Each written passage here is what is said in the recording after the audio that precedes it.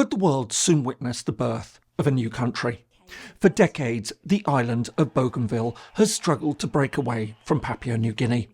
Having waged a war for independence, reached a peace deal and even held an internationally monitored referendum, it struggled to complete formal negotiations for a final separation. So, just what is the issue all about, and can Bougainville ever expect to gain independence? Hello and welcome. If you're new to the channel, my name is James Ker-Lindsay, and here I take an informed look at international relations, conflict, security and statehood. Across the world, many groups are seeking independence. However, creating a new state is never easy. Even when local populations overwhelmingly want to secede, most states fiercely resist any attempts by a region to break away. This can be for a variety of reasons. Sometimes it's about the emotional and symbolic impact of losing territory. At other times, governments fear setting a precedent. If one region goes, then others may follow. Alternatively, the land may have deep historical or cultural significance, or there may be some strategic factors at play, such as access to the sea. However, one of the most essential reasons countries want to retain territory is its economic value. A state often won't want to lose an area with valuable resources, such as oil and gas reserves, precious metals, or rare earth minerals. One of the best examples in modern international relations is Bougainville. Despite having fought, voted and negotiated for independence, it's yet to secure an agreement for a full and final break from Papua New Guinea. The island of Bougainville lies in the southwest corner of the Pacific Ocean. Although it's situated off the coast of Papua New Guinea, it's geographically a continuation of the Solomon Islands archipelago. Likewise, the island's population of 300,000 is ethnically and culturally linked to the neighbouring Solomon Islands. Bougainville has considerable mineral wealth.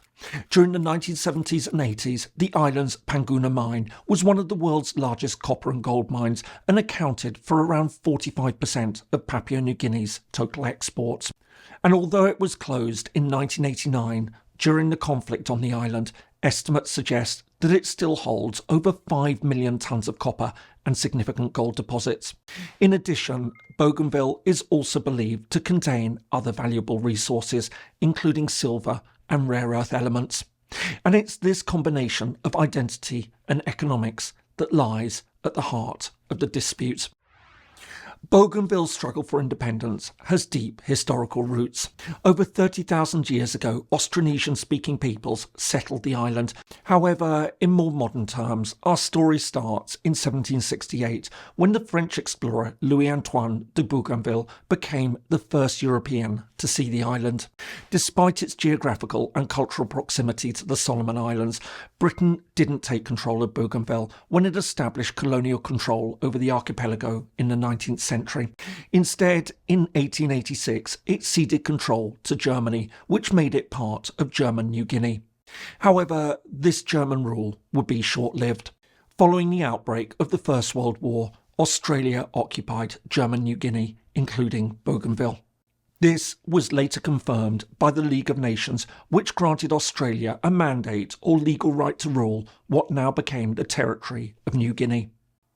This lasted until the end of the Second World War, when it became a UN Trust territory under Australian administration. Then, in 1975, it finally gained sovereign statehood, becoming the independent state of Papua New Guinea. Even before Papua New Guinea formally ended colonial rule and became a sovereign state, there were calls for Bougainville to become a separate independent state. As many islanders saw it, the island would be economically and politically marginalised within the new country. But while the island issued its first declaration of independence in 1975, when Papua New Guinea became independent, this was quickly suppressed by the new Papuan government. Despite this, tension simmered over the following years as the local population became increasingly resentful of the Panguna mine. While it produced much of Papua New Guinea's export revenues, the islanders argued that they saw little of this. In addition, there was growing anger over the mine's devastating environmental impact. By the late 1980s, grievances over environmental damage and growing economic marginalisation had fuelled a rebellion.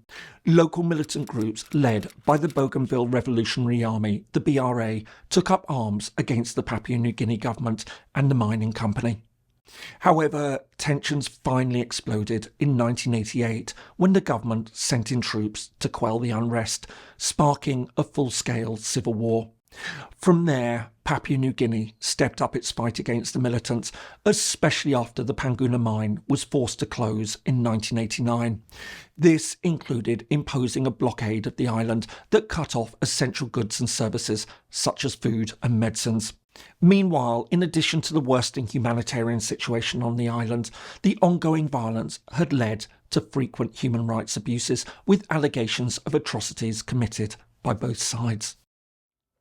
I hope you're finding this helpful. If so, please do consider giving it a like and perhaps subscribing to the channel if you haven't already. Thanks so much, and now back to the video.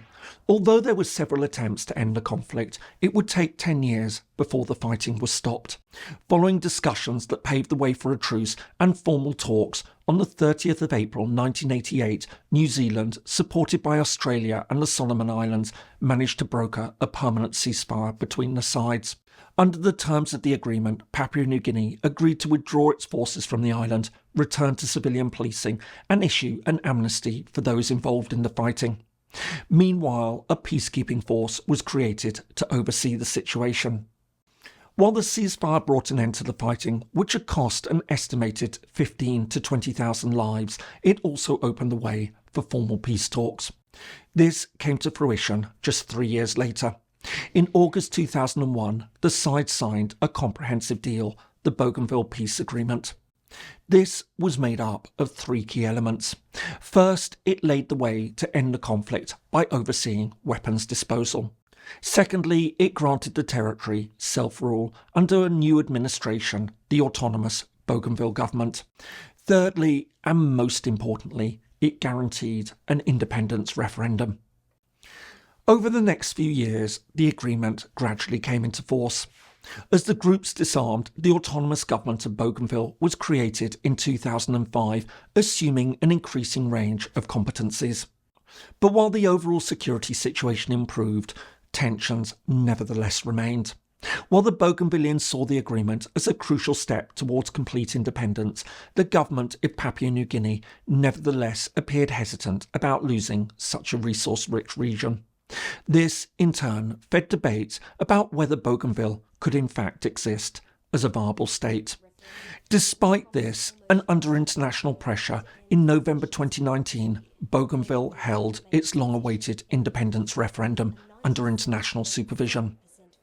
The results were overwhelming. Nearly 98% chose independence over remaining an autonomous part of Papua New Guinea. From the start, the government appeared hesitant about accepting the result, arguing that the referendum was non-binding and could only be implemented with the approval of the Papuan Parliament. The country's Prime Minister, James Marape, appeared to push back against independence. Although he acknowledged the result of the vote, he quickly suggested that what was envisaged was some form of greater economic independence rather than a complete political separation. But while negotiations eventually got underway, leading to an agreement in principle on statehood by 2027 at the latest, the sides still remain at odds. While the Bougainville leadership remains adamant that the final outcome must be full independence, the Papuan government is reluctant to agree to this. Instead, it insists that the process must be carefully planned and that crucial issues, including economic sufficiency and Bougainville's capacity to run its own affairs as a sovereign state, must be adequately addressed before any decision from the Parliament. In addition, the question of resources has also come up. One of the most contentious issues has been control over the Panguna mine. This is a particularly important topic as the mine could serve as a vital source of revenue for an independent Bougainville. Needless to say, Bougainville sees all this as a delaying tactic. So, just how should we see the process? On the one hand, there's little doubt that Papua New Guinea has had second thoughts about accepting independence. Like many other countries, losing territory is a bitter pill to swallow. In this case, the decision is made all the more difficult because Bougainville has such valuable resources that the Papuans want to control. However, and balanced against this, it's also important to recognise that Papua's ability to exploit those resources remains limited and would remain so if it tried to renege on independence, something that could potentially lead to a new rebellion.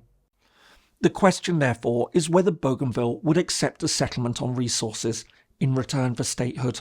But there are also genuine questions about Bougainville's economic viability and governance.